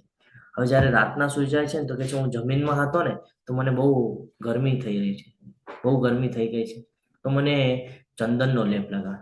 કયું ચંદન? તો કે મલાઈ ચંદનનો લેપ લગાડ. હવે એ જ્યાં છે ત્યારથી મલાઈ ચંદન ક્યાં મળતું? તો કે ભાઈ ઓરિસ્સામાં મળતું. ત્યાંથી પગયાત્રા કરીને ભગવાનની ઈચ્છા જે વ્યક્ત થઈ છે એ પૂર્ણ કરવા માટે એક ભક્ત નીકળી પડે છે મલાઈ ચંદનના પ્રયત્નમાં, એના શોધમાં જાય છે. ઓરિસ્સાની અંદર થાકી જાય છે. ટેમ્પલ દેખાય છે. ખૂબ સરસ મજાની કથા છે. હું તમારી સાથે બહુ શોર્ટમાં ચર્ચા કરું છું, પણ બહુ વિશ્લેષણમાં મસ્ત કથા છે. જાય છે, એક મંદિર છે અને પ્રભુના મંદિરને ત્યાં આરતીનો સમય છે. આરતી થાય છે, પછી ભોગ આવે છે. સરસ મજાનું ભોગની થાળી આખી ભરેલી છે, જોવે છે, ભગવાનને અર્પણ કરેલી છે. ભગવાનના દર્શન કરે છે અને દર્શન કરતાની સાથે ખાલી ત્યાં વાટકીના અંદર એક ખીર મૂકેલી છે. ખાલી ખીર પર દ્રષ્ટિપાત થાય છે એની, અને દ્રષ્ટિપાતની સાથે મનમાં એક ક્ષણ માટે વિચાર આવી જાય છે કે કેવી સરસ ખીર હશે. ખાલી વિચાર આવેલો છે કે કેવી સરસ ખીર હશે. આ વિચારની સાથે એ સમગ્ર દિવસ પૂર્ણ થાય છે અને રાતના એ મંદિરના ઓટલા પર જે શયન કરે છે, ત્યાં જે સાનિધ્ય લે છે અને સૂઈ જાય છે. હવે જે બ્રાહ્મણ એ જે ખીરની થાળીને જે લઈને આવ્યા હતા, પ્રસાદની થાળી, ભગવાનને ભોગ અર્પણ કરેલો હતો, એ થાળી લઈને એ વયા જાય છે એમના શયનખંડમાં. ત્યાં પછી પ્રસાદી ગ્રહણ થઈ જાય છે અને બધા સૂઈ જાય છે. હવે સૂતેલા છે અને સૂતા સૂતા એ જે બ્રાહ્મણ છે, જે ભગવાનની ભોગની થાળી લઈને ગયા હતા, એના સ્વપ્નમાં ભગવાન આવે છે. ભગવાનના સ્વપ્નમાં આવીને એને ખીજાય છે કે તે મારા ભક્તને ભૂખ્યો કેમ રાખ્યો, તે મારા ભક્તને કેમ ખાવાનું ન આપ્યું. તો એ કે છે પ્રસાદી તો મેં આપી. તો કે તે પ્રસાદી આપી, પણ એની જે ઈચ્છા હતી ને એ તે નથી આપ્યું એને. તો કે શું ભૂલ થઈ ગઈ મારાથી? તો કે એને ખીર જોઈતી હતી, તો એને ખીર ના આપી. તો કે છે આવતીકાલે હું આપી દઈશ. તો કે આવતીકાલે નહીં, કે આજે જ આપવી પડશે, હમણાં જ આપવી પડશે. તો કે હમણાં કેવી રીતે પોસિબલ છે? તો કે એક કામ કર, જ્યાં મારા આર્ચ વિગ્રહ છે ને એની પાછળ એક ખીરનો વાટકો મૂકેલો છે, જ્યાં ઊભો થાય ખીરનો વાટકો લે અને એને દે. ઉઠે છે, જાય છે, જોવે છે તો સાચે જ ત્યાં ખીરનો વાટકો મૂકેલો છે અને ખીરનો વાટકો લઈને એ ભક્ત પાસે જાય છે અને ભક્તને કહે છે કે ભગવાને તમારી માટે ખીર મોકલાવી છે, તમે આ ખીરને ગ્રહણ કરો. તરત જ એના આંખમાંથી આંસુ આવવા માંડે છે અને વિચાર જોજો શું કરે છે કે છે મારી માટે થઈને ભગવાનને ચોરી કરવી પડી. ભગવાને પોતાના ભક્ત માટે ખાલી એને મનમાં વિચાર કરેલું કે ભાઈ ખીર કેવી સરસ હશે, તો ભગવાન એની માટે ખીર અલગથી રાખી દીધી. ત્યારથી નામ પડેલું છે કે ખીર ચોરા ગોપીનાથ. અને આ ક્યાં છે? ઓરિસ્સાની અંદર નાદવારા, જેને આપણે કહીએ છીએ શ્રીનાથજી. આ ઈ કથા છે. જો કથા પણ કરે તો આમ રૂવાડા ઉભા થઈ જાય. તો આ શુદ્ધ ભક્તની ક્વોલિટી છે કે ભગવાનને મારી માટે ચોરી કરવી પડી. અને આ ભગવાન સાથેનું કનેક્ટિવિટી છે કે ભગવાન એના ભક્ત માટે હંમેશા તત્પર હોય છે. તમે ઈચ્છા વ્યક્ત કરો ને ત્યાં ઈચ્છા પૂરી થઈ જાય. ડિપેન્ડ કરે છે કે તમે કેવી ભક્તિ કરો છો. ભગવાન સાથેનું અટેચમેન્ટ કેવી રીતે રાખ્યું છે ને એના ઉપર ડિપેન્ડ કરો છો. અને આ જે કથા છે, એ જે વાત કરી રહ્યા છે આપણે વ્યક્તિની, એ છે માધવેન્દ્ર પુરી. ખૂબ સરસ એવી કથા છે આ. તો જીવનમાં આવા બધા પ્રસંગો એટલા માટે યાદ કરવાના છે, એટલા માટે ચર્ચા કરવાની છે કે જેનાથી આપણને ખબર પડે કે ભક્તિની શુદ્ધતા શું છે, ભક્તિ શું કામ કરવી જોઈએ, ભક્તિનું ફળ શું મળે છે. કથાની સાથે આપણે આગળ વધીએ. આપણને સમયની પણ મર્યાદા છે, પણ આપણે રોજ સમયથી એક્સ્ટ્રા સમય લેવાનો પ્રયાસ કરીએ છીએ. મહામાયા અને યોગ માયા વચ્ચે શું તફાવત છે? ખૂબ સરસ અહીંયા પ્રશ્ન પૂછવામાં આવ્યો છે. ફટાફટ આપણે આ પ્રશ્ન ઉપર ચર્ચા કરીએ. શું લાગે છે, મહામાયા અને યોગ માયા વચ્ચે શું તફાવત છે? હરે કૃષ્ણ. હરે કૃષ્ણ પ્રભુ. આપણે મા માયામાં છે, હમ ભગવાન યોગ માયામાં છે. ઓકે, હા બોલો. રાધિકા માતાજી, હરે કૃષ્ણ. હરે કૃષ્ણ પ્રભુજી. યોગ માયા ભગવાનની અંતરંગા શક્તિ છે અને મહામાયા બહિરંગા શક્તિ છે. હરી બોલ, ખૂબ સરસ. આકૃતિ માતાજી બોલો. હરે કૃષ્ણ પ્રભુજી. જ્યારે કાળાવાસમાં ભગવાનનો જન્મ થાય છે ત્યારે જ્યારે એક જે અડલ બદલ કરે છે અને જે પુત્રી અદ્રશ્ય થઈ જાય છે એ ભગવાનની દેવીય માયા શક્તિ જ છે.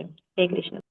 હરે કૃષ્ણ. આપણે આને સમજીએ. મહામાયા એટલે શું કે આપણે જે જીવન વ્યતીત કરીએ છીએ અને આ જીવનમાં આપણે એમ સમજીએ છીએ કે હું આ શરીર છું, બરાબર ને?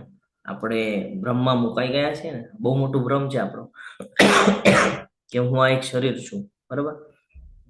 એ શું કરે છે આપણને?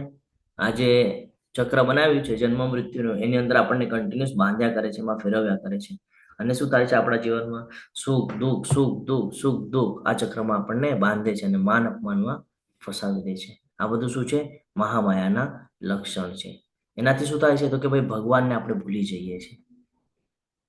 શું થાય છે? આપણે ભગવાનને ભૂલાવી દઈએ છીએ. આ સમજવું જરૂરી છે. અને મહામાયા જે છે એ આપણને એવા બંધનમાં નાખે છે કે કોઈ દિવસ આપણે એમાંથી છૂટી શકતા નથી. યોગ માયા એટલે શું? તો કે ભાઈ ભગવાનની જે બધી લીલાઓ છે આ બધી યોગ માયા તરીકે આપણે જોઈ શકીએ છીએ, જે ભક્તમાં પ્રેમ અને મમત્વને વધારે છે. હમણાં આપણે એક કથા જોઈ માધવેન્દ્રપુરીની, એના ઉપરથી આપણને આ જ્ઞાન થાય છે કે ભગવાનના સાનિધ્યમાં જો રહેશું ને તો પછી આપણે ચિંતા કરવાની જરૂરત નથી. ભક્તને ભગવાનનો સાક્ષાત્કારનો અનુભવ થાય છે કે ભગવાન મારી સાથે છે, તો એનો અનુભવ થાય છે. આ યોગ માયા છે.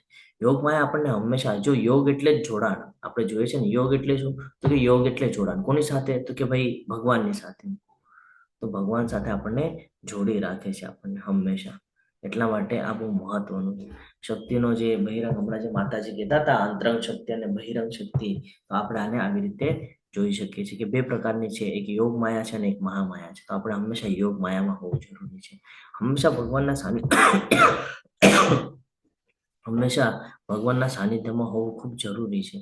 નહીં તો આપણે આ જીવનમાં એટલા બધા કુકર્મ કરીએ છીએ કે આપણે કર્મના બંધનમાં બંધાઈ જઈએ છીએ. અને યોગ માયા એટલે શું? કે આપણે ભગવાનના દાસ છીએ, આપણે ભગવાનના સેવક છીએ. અને મહામાયા એટલે શું? કે આપણે પોતાની જાતને પોતાના કરતા માની લઈએ છીએ. જ્યારે કે કોણ છે કરતા? ભગવાન કહે છે બધું મારા દ્વારા થાય છે. તો આ બંને વચ્ચે બહુ મોટો તફાવત છે.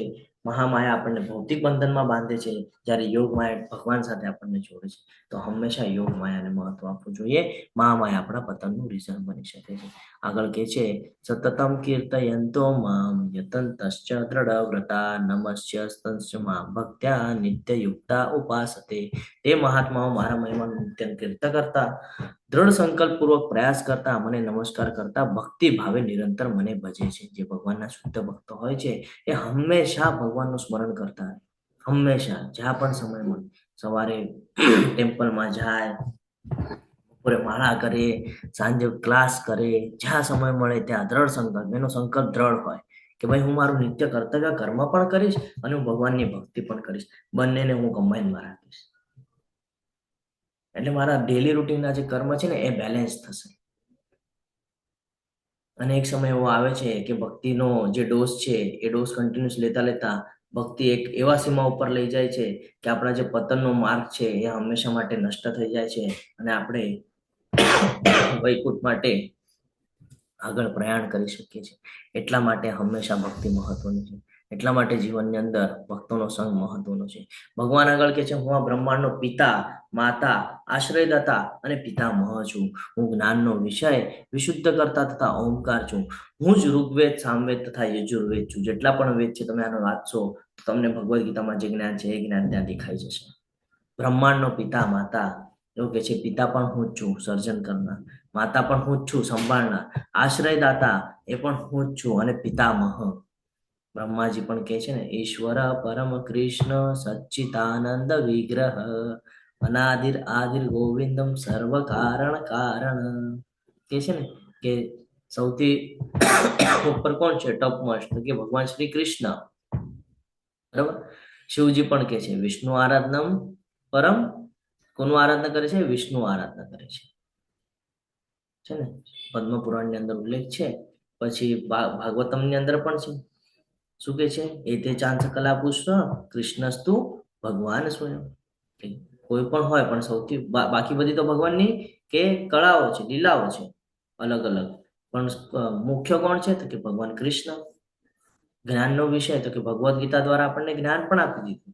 વિશુદ્ધ કરતા આપણા અંદર શુદ્ધિકરણ શેનાથી થાય છે? તો કે ભક્તિથી. ઓમકાર, ઘણા બધા લોકો ઓમ કરીને મેડિટેશન કરતા હોય છે, તો શું થાય છે? ઇનડાયરેક્ટલી ભગવાન કહે છે એ પણ મારું જ છે. તું કયા પણ સેક્ટરમાં જા, કોઈ પણ ફિલ્ડમાં જા, કોઈ પણ એરિયામાં જા, બધું મારું જ છે, ભગવાન કહે છે ને. ભોક્તારમ યજ્ઞ તપસા સર્વલોક મહેશ્વર. આખા સમગ્ર સૃષ્ટિનો ભોક્તા તો હું જ છું, ભગવાન કહે છે. આગળ કે છે કે ઋગ્વેદ, સામવેદ અને યજુર્વેદ પણ મારા દ્વારા જ છે, મેં જ આપેલા છે. અર્જુન, હું જ ઉષ્ણતા આપું છું, હું જ વરસાદને રોકી રાખું છું તથા મોકલું છું. હું જ અમરત્વ છું અને સાક્ષાત મૃત્યુ પણ હું જ છું. ચેતન તત્વ તથા જળ તત્વ બંને મારા અંદર રહેલા છે. આ જે તત્વ છે, ચેતન અને જળ, આ બંને પણ મારામાં જ છે.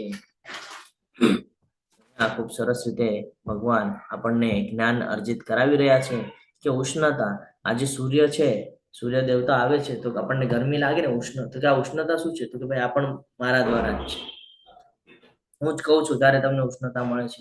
વૈશાખનો બપોર આપણને બધાને યાદ આવે કે ભાઈ આપણને એમ થાય કે નથી જોઈતું ભાઈ, 4 દિવાલની અંદર જ બેસીને રે, બહાર નથી નીકળવું. કેમ ભાઈ? ધોમ તડકો છે.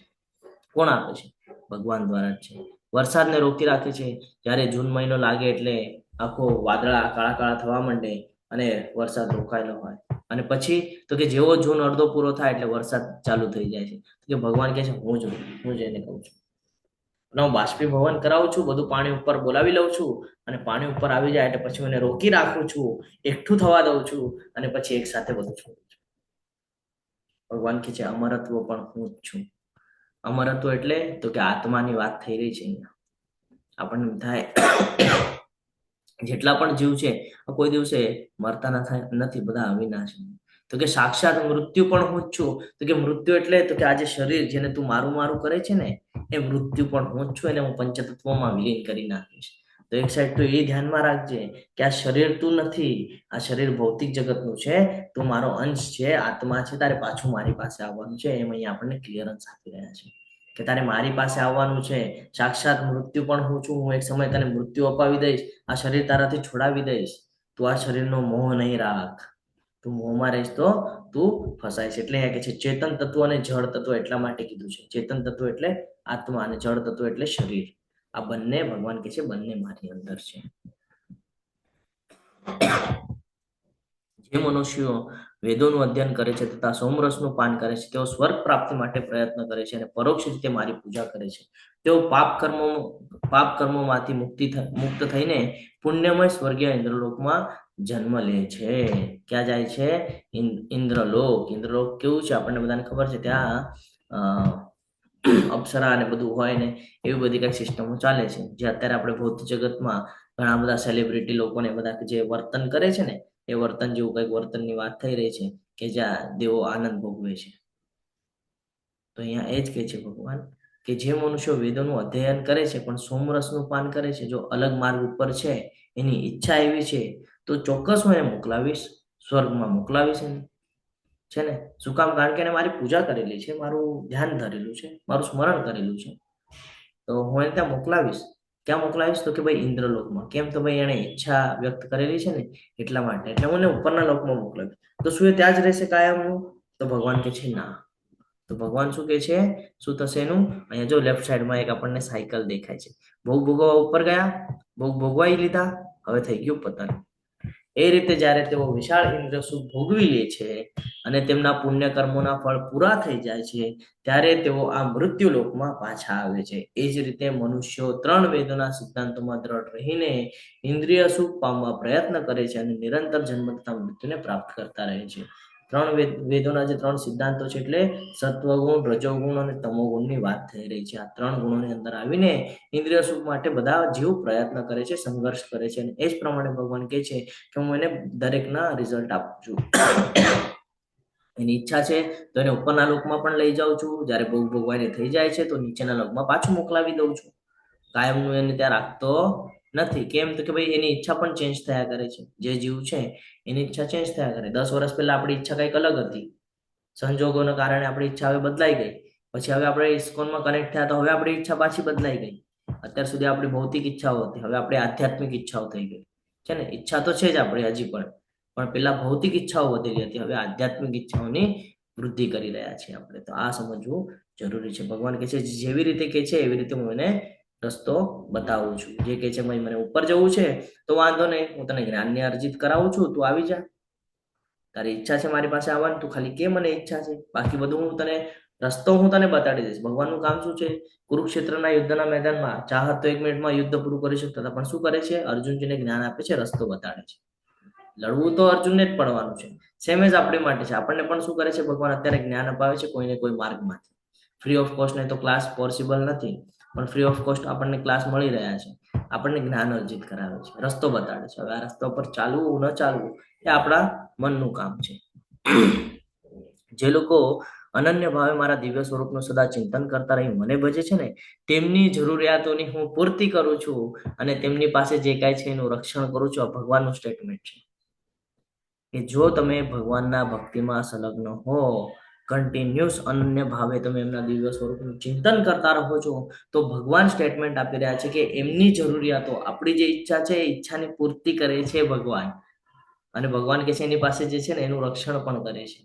હવે તમે વિચાર કરજો કે આ ભૌતિક જગતની અંદર એવું કોણ વ્યક્તિ છે જે તમારી પાસે જે છે એનું રક્ષણ પણ કરે ને તમારી ઈચ્છાની પૂર્તિ પણ કરે? છે કોઈ એવું? હરે કૃષ્ણ. નહીં ને? તો અહીંયા આપણને ભગવાન એ જ કહે છે કે તું મારી પાસેથી તારી અપેક્ષાઓ પૂરી કરીશ, ચિંતા નહીં કરતો, પણ તારે મારા સાનિધ્યમાં રહેવું પડશે. એટલે ભગવાન કેટલા દયાળુ છે, કેટલા દયાળુ છે કે આપણને દરેક વખતે ઓપોર્ચ્યુનિટી આપે છે કે તારે, મને ખબર છે તું ભૌતિક જગતમાં જીવન વ્યતીત કરે છે, તારી ઈચ્છાઓ રહેવાની છે, હું છું ને, હું પૂરી કરીશ. ભગવાન કહે છે પણ પહેલા તારે મારી પાસે આવું. ઓલા નાના બાળક ન હોય, જીદ કરે કે મને આ જોઈએ છે, આ જોઈએ છે. કેમ? ખબર છે ભાઈ અપાવશું. સેમ એજ ભગવાનનું છે કે તમે ભગવાન પાસે જ્યારે દુઃખી થાવ છો તો કોની પાસે જાઓ છો? તો કે ભગવાન પાસે. પછી રડે પછી તો કે ભાઈ ઈચ્છાની પૂર્તિ કરાવી દે. જ્યારે મન જેવું થઈ જાય પાછા ભગવાનને ભૂલી જાય. થાય ને આપણા બધા સાથે આવું કે આપણે જ્યારે દુઃખી હોય ત્યારે જ ભગવાનના સાનિધ્યમાં હોય અને પછી આપણું બધું થઈ જાય સરભર, પાછા ભગવાનને બધા ભૂલી જઈએ છીએ. તો હંમેશા ધ્યાનમાં રાખવાનું છે કે જો કન્ટિન્યુઅસ ભગવાનની ભક્તિમાં રહેશું તો આપણે ભગવાનને ખબર છે આપણને શું જોઈએ છે, આપણી માટે શું યોગ્ય છે. ભગવાન કહે છે હું તારા જરૂરિયાતોની પૂર્તિ પણ કરું છું અને તેની પાસે છે એનું રક્ષણ પણ હું કરું છું. ભગવાન ખૂબ સરસ રીતે આપણને જ્ઞાન આપે છે. બહુ મહત્વનો શ્લોક છે. પત્રમ પુષ્પમ ફલમ તોયમ યો મે ભક્તા પ્રયચ્છતિ. જો કોઈ મનુષ્ય પ્રેમ તથા ભક્તિપૂર્વક મને ફૂલ, પર્ણ, ફળ કે જળ અર્પણ કરે છે તો હું તેનો સ્વીકાર કરું છું. ભગવાન ભાવના ભૂખ્યા છે. ભગવાનને બીજું કાંઈ નથી જોઈતું. ભગવાન શું કહે છે? જો તમે ભક્તિપૂર્વક, પ્રેમપૂર્વક મને જો કોઈ પર્ણ એટલે કે તુલસીનું પાન અર્પણ કરો છો, કોઈ ફૂલ અર્પણ કરો છો, ફળ હોય તો ફળ અર્પણ અથવા તો જળ. કોઈ એમ કે ભાઈ પ્રભુજી અમારે ત્યાં તો ફળ, ફૂલ અને પાન ત્રણેય અવેલેબલ નથી, તો કે જળ તો અવેલેબલ છે. તું ભક્તિપૂર્વક મને અર્પણ તો કર, પ્રેમપૂર્વક મને અર્પણ તો કર, હું તરત એનો સ્વીકાર કરી લઉં છું. તો આ બહુ મહત્વનું છે કે આપણે ડેલી રૂટીનમાં આને ઉતારવું જોઈએ.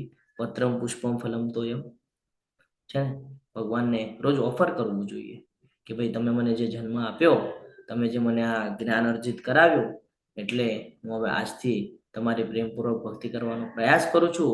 તમે એને સ્વીકાર કરો અને પછી જુઓ તમારું જીવન કેવું જાય છે. તમને પોતાને અનુભૂતિ થશે કે પહેલાનું જીવન અને ભગવદ્ ગીતા જીવનમાં ઉતાર્યા પછીનું જીવન જમીન આસમાનનો ફરક થઈ જશે. કોઈ શક્તિ એવી નથી પછી આ ભૌતિક જગતની અંદર જે તમારા મનને ડાયવર્ટ કરી શકે, કારણ કે તમે ભગવાનના સાનિધ્યમાં હશો, ભગવાનના ભક્તિમાં હશો. તો બહુ મહત્વનું છે. પત્રમ પુષ્પમ ફલમ તોયમ ડેલી રૂટીનમાં કરવાનું છે. આના રિઝલ્ટ પણ છે. જો તમે ભગવાનને પાણી અર્પણ કરો છો અને પછી એ પાણી જો તમે ગ્રહણ કરો છો તો ધીરે ધીરે તમારી ચેતના શુદ્ધ થાય છે, તમારા વિચારો ચેન્જ થાય છે અને આ તમે ડેલી રૂટીનમાં અપનાવી શકો છો. તમે ફ્રૂટ તો રોજ ખાતા જ હશો, પહેલા ભગવાનને અર્પણ કરી દો અને પછી પ્રસાદી તરીકે તમે ખાઓ.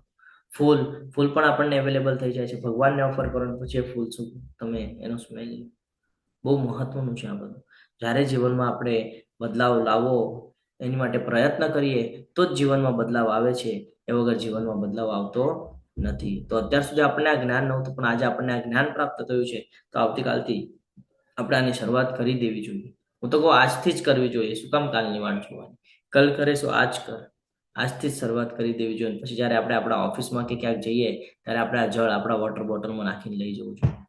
તમે પોતે અનુભવ કરશો કે ભાઈ પહેલા મારા વિચારો અલગ હતા અને હવે ધીરે ધીરે મારા વિચારોમાં શુદ્ધિકરણ થઈ રહ્યું છે. ત્યારે તમે જળ અર્પણ કરશો અને પછી તમે જ્યારે એનું સ્મરણ કરશો ત્યારે તમને ખબર પડશે. ઘણા બધા અહીંયા ઉદાહરણ છે. સબરીજીનું ઉદાહરણ છે, સુદામાજીનું ઉદાહરણ છે કે અહીંયા ગજેન્દ્ર મોક્ષની કથા પણ છે કે તમે પ્રેમપૂર્વક ભગવાનને જો સ્મરણ કરો છો, પ્રેમપૂર્વક જો ભગવાનને તમે અર્પણ કરો છો, ભગવાન એનો સ્વીકાર કરે છે. સબરીજીના એઠા બોર ખાધેલા છે. સુદામાજીનું ખબર છે આપણને, પોહા હતા જે તાંદુળ હતા, મુઠ્ઠી ભરીને ખાલી તાંદુળ લઈ ગયા હતા, ભગવાને હોશે હોશે ખાધેલા છે ને. અને ગજેન્દ્ર મોક્ષની કથામાં જોઈએ તો ફૂલ ઓફર કરેલું છે અને ભગવાન તરત જ આવી જાય છે બચાવવા માટે. હે કુંતી પુત્ર, તું જે કંઈ પણ કરે છે, જે કંઈ પણ ખાય છે, જે કંઈ પણ અર્પિત કરે છે અથવા દાન આપે છે અને જે તપસ્યા એટલે વાણીનું, મનનું અને શરીરનું જે કાંઈ પણ તપ કરે છે, આ બધું મને સમર્પણ કર. જ્યારે આપણે ઘરે કોઈ પૂજા હવન કરાવીએ છીએ તો એમાં પણ આપણે જોઈએ છીએ શરૂઆત પણ ભગવાનથી થાય છે ને એન્ડ પણ ભગવાનને થાય છે. શ્રી કૃષ્ણ અર્પણમસ્તુ કહીને આપણે પાણી મૂકીએ છીએ, પૂજા પૂર્ણ થાય છે. તો ભગવાન કહે છે તું જે કંઈ પણ કરે છે જીવનમાં એમાં તું ગોલ તરીકે મને રાખ. ખાવું છે પહેલા ઓફર કરી દે, કાંઈ આપવું છે પહેલા મને અર્પિત કર, પછી આપ. દાન આપવું છે એવી જગ્યાએ આપ કે યોગ્ય જગ્યા પર લાગે. પૈસા આપવા કરતા તું ભગવદ્ ગીતા આપે ને.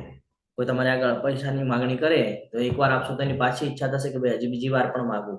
પણ જો તમે ભગવદ્ ગીતા આપશો તો કે ભાઈ વાત છે તો એને ક્લિયરન્સ આવશે કે ભાઈ મારે કરવાનું શું છે અને શું નથી કરવાનું.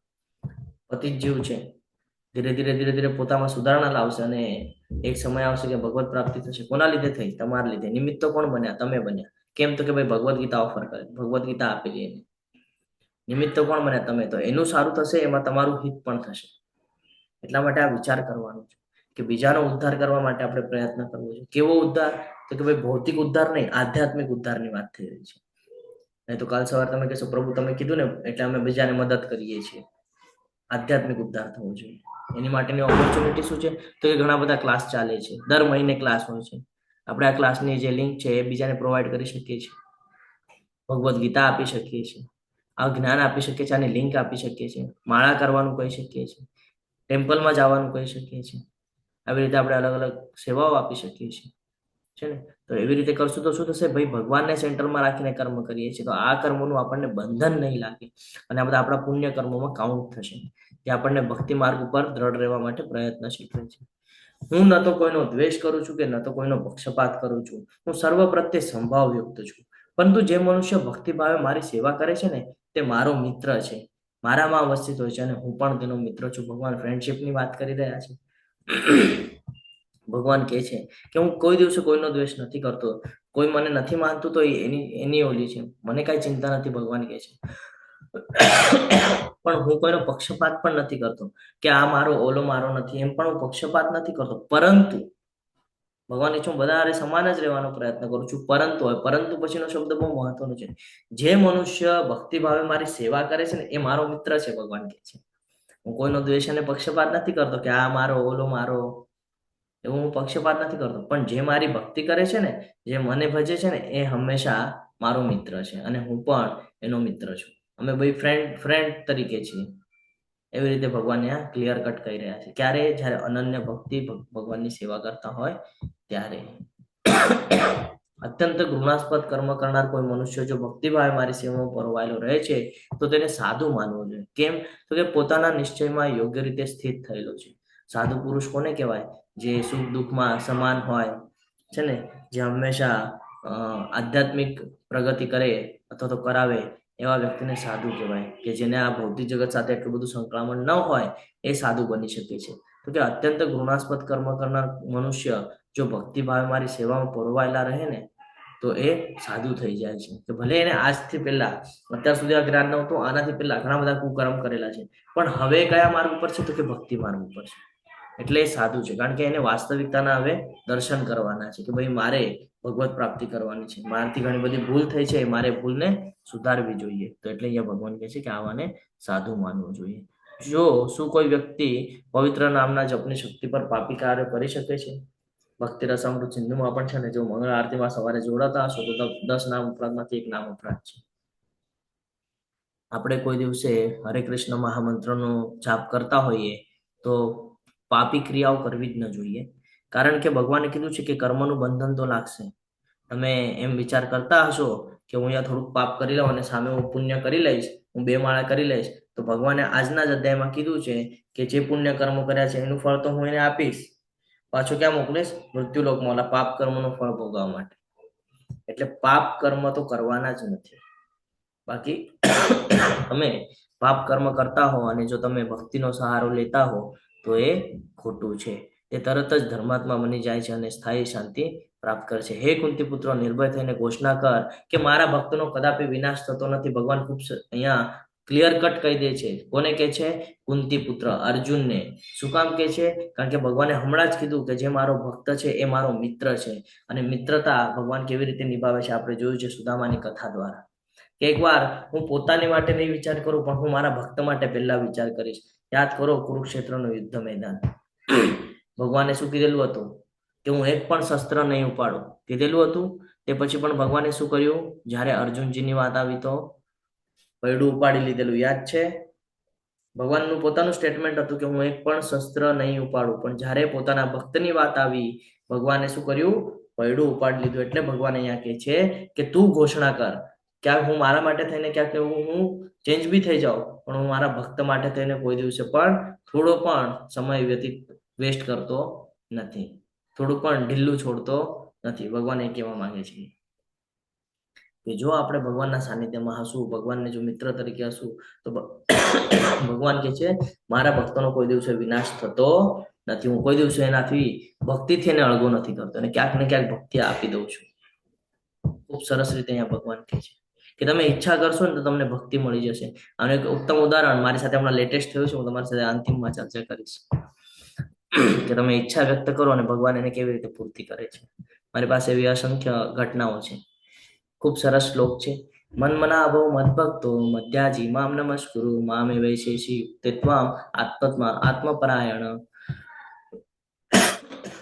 તારા મનને મારા નિત્ય ચિંતનમાં પરોવી દે, મારો ભક્ત થા, મને નમસ્કાર કર અને મારી જ પૂજા કર.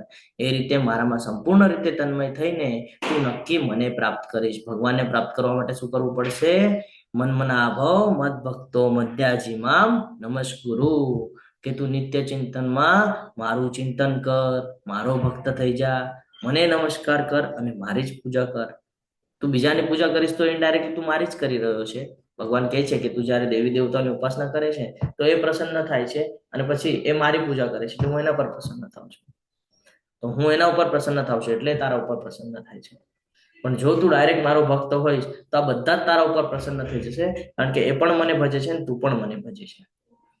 તો આ ફરક છે.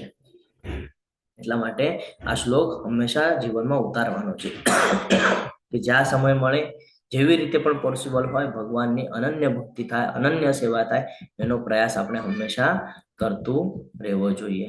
અહીંયા અલગ અલગ પદ્ધતિઓ છે, આપણને ખબર છે. જપ કરી શકીએ છીએ, પત્રમ પુષ્પમ ફલમ તોયમ વાળી સેવા કરી શકીએ છીએ. ઘણી બધી સેવાઓ અહીંયા આપવામાં આવેલી છે. આ સાથે આપણો આજનો અહીંયા પૂર્ણ થાય છે. હું મારી વાણીને વિરામ આપું છું. તમે બધાએ ખૂબ શાંતિપૂર્વક સાંભળ્યો એટલે તમારા બધાનો ખૂબ ખૂબ આભાર વ્યક્ત કરું છું. વાંછા કલ્પતરુભ્યશ્ચ કૃપા સિંધુભ્ય એવ ચ पतितानां पावनेभ्यो वैष्णवेभ्यो नमो नमः। अनंत कोटि वैष्णव वृंद की जय, भगवत गीता की जय, श्रील प्रभुपाद की जय, सद्गुरुदेव की जय। हरे कृष्णा कृष्ण कृष्ण हरे हरे, हरे राम राम राम हरे हरे। हरे कृष्ण। सर्वने दंडवत